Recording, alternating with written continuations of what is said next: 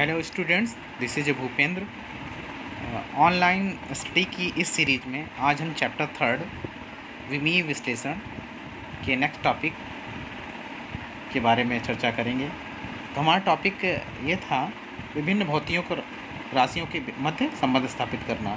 यदि हमें किसी भौतिक राशि के बारे में यह पता है कि ये राशि पर निर्भर करती है, तो हम उनके मध्य संतुलन के द्वारा राशियों में संबंध स्थापित कर सकते हैं। तो कल पहला टॉपिक इसका एक फर्स्ट पॉइंट था सरल लोलक के दोलन काल के उदाहरण के माध्यम से उनके मध्य विमीय सूत्र उत्पन्न करना, और दूसरा है आज तने तार की आवृत्ति विमीय विश्लेषणविद द्वारा उनके मध्य संबंध स्थापित करने का व्यंजक में प्राप्त करना है।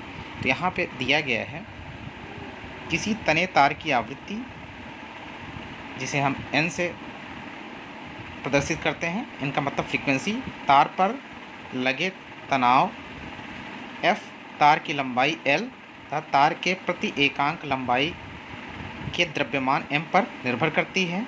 इनके मध्य संबंध ज्ञात करने के लिए माना आवृत्ति तनाव की घात a पर, लंबाई की घात b पर तथा एकांक लंबाई के द्रव्यमान की घात c पर निर्भर करती है। अतः इनके मध्य जो संबंध होगा n is directly proportional to f to the power a, l to the power b and m to the power c। Proportional का चिन्ह हटेगा, उसके आगे इक्वल लगेगा और उसके साथ कोई ना कोई कांस्टेंट होता था which is k, f to the power a, l to the power b and m to the power c। इसको हम इक्वेशन फर्स्ट मान लेंगे, जहाँ क्या क्या है, एक डायमेंशनलेस कांस्टेंट है, एक विमाहीन नियतांक है। अब दोनों ओर की विमाओं को लिखेंगे, तो फ्रीक्वेंसी है, और फ्रीक्वेंसी क्या होता है, meter inverse, sorry second inverse. तो सेकंड क्या होगा, t टू द पावर -1, और ये f क्या है, फोर्स है। फोर्स का क्या निकाल, अगर हम निकालेंगे f इक्वल टू ma, तो हो जाएगा mlt to the power -a, इसका होल पावर a, l मतलब लंबाई का l ही होती है, उसकी पावर b। और दूसरा है इसकी अगली वाली कंडीशन पे, यहाँ पे जो m हो जाएगा वो हो जाएगा ml to the -1 to the whole power c। अब दोनों ओर हम क्या कर देंगे, यहाँ पे क्या होता है, गुणे में घातें जुड़ जाती हैं, तो m वाली कंडीशन में क्या होगा, m की पावर यहाँ a है, m की पावर यहाँ c है, ये जुड़ जाएगा। सिमिलरली l की भी कंडीशन हो जाएगी और t की भी कंडीशन हो जाएगी। विमीय संतुलन के लिए दोनों ओर की विमाएँ समान होनी चाहिए। अतः हम कंपेरिजन कर लेंगे m का m के साथ, l का l के साथ और t का t के साथ। a plus c is equal to 0, a plus b minus c is equal to 0 और -2a इज इक्वल टू -1। तो यहाँ a की वैल्यू 1/2 आ जाएगी, a की वैल्यू यहाँ रख देंगे, तो यहाँ c की वैल्यू क्या आएगी, -a, तो ये हो जाएगा 1/2।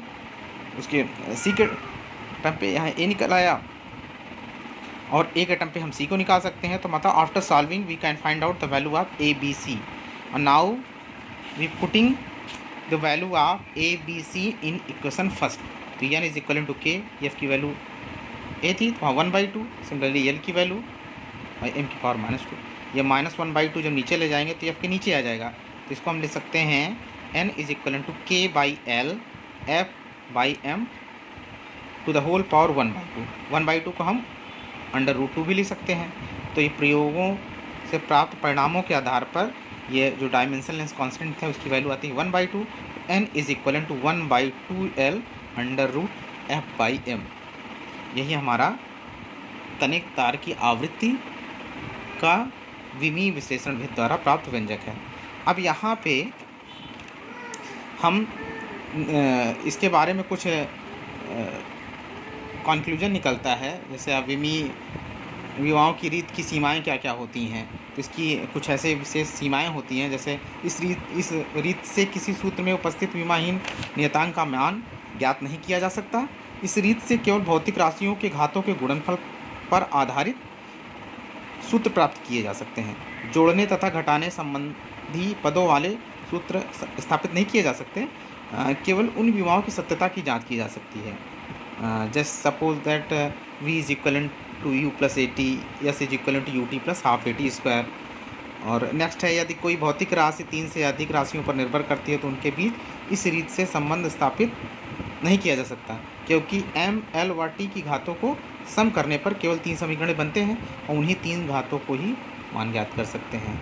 और इसके माध्यम से हम त्रिकोणमितीय, चरघातांकीय तथा लॉगरिथमिक, दैट मीन्स लघुगुणकीय आदि पद वाले समीकरणों का विश्लेषण नहीं किया जा सकता।